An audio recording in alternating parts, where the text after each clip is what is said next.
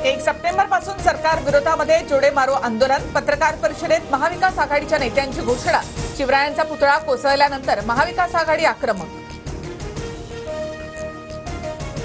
महाविकास आघाडी नेत्यांच्या राजकोट किल्ल्यावरील पाहणीवेळी पायथ्याशी थांबलेले भाजप कार्यकर्ते आक्रमक। नारायण राणे आणि निलेश राणेंसह कार्यकर्त्यांना पोलिसांनी अडवलं। मोदी शहांचे दलाल रस्ते अडवून बसलेले। गुन्हा दाखल करणार म्हणजे गुन्हा झाल्याचं त्यांना मान्य। ठाकरेंचा हल्लाबोल।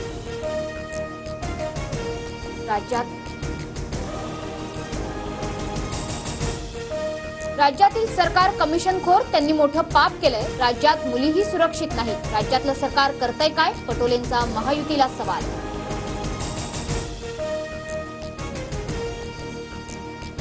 पोलिसांनीच विरोधकांच्या समर्थकांना आमच्या अंगावर येऊ दिलं। नारायण राणेंचा स्वतःच्याच सरकारमधल्या पोलिसांवर आरोप। राजकोट किल्ल्याच्या पायथ्याशी अडवल्यानं नारायण राणे आक्रमक। एकेकाला घरातून खेचून रात्रीतून मारून टाकेल, राणेंची थेट धमकी।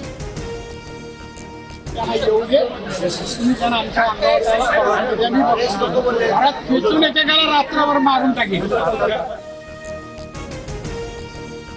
वाद मिटवण्यासाठी जयंत पाटलांकडून राणेंची समजूत काढण्याचा प्रयत्न। आम्ही पोलिसांना वेळ सांगितलेली, ठाकरे गटानंच घाई केली। निलेश राणेंचा आरोप। 2 तासानंतर महाविकास आघाडीचे नेते किल्ल्याबाहेर पडले। राजकोट किल्ल्यावरील राण्यानंतर उद्धव ठाकरेंचा आदित्य ठाकरेंना फोन। राज्यात काही घडल्यास फडणवीस जबाबदार, राणे परिवार बालबुद्धी, आदित्य ठाकरेंची टीका।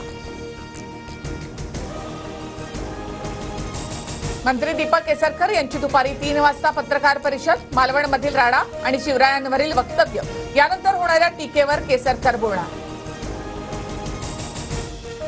किल्ल्यावर राडा होण्याआधी नारायण राणे आणि विजय वडेट्टीवार एकाच वेळी राजकोट किल्ल्यावर दाखल। वडेट्टीवार आणि राणेंचं किल्ल्यावर हस्तांदोलन। लातूरमध्ये जनसन्मान यात्रेमध्ये अजित पवारांच्या स्वागतावेळी मराठा आंदोलकांची घोषणाबाजी।